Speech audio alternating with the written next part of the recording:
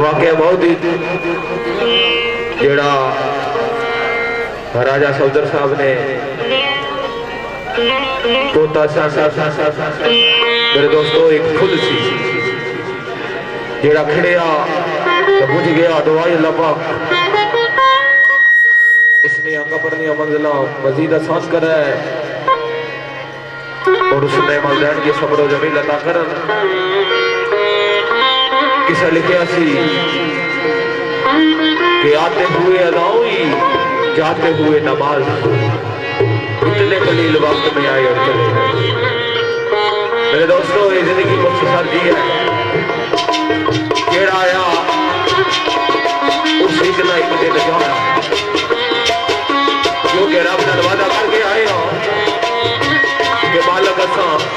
वापस तो तरफ लौटना। राजा हैदर अली मरहूम की याद की चाद करने राजा सफदर की याद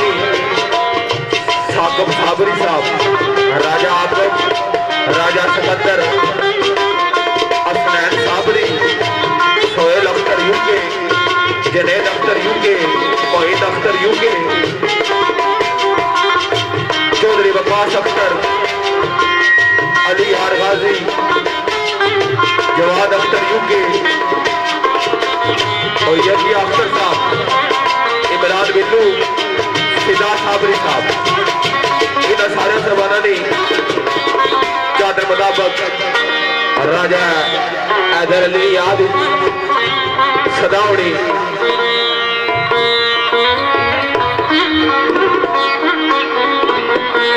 मेरे ज़हन बिच यादा पुरसोद रहसा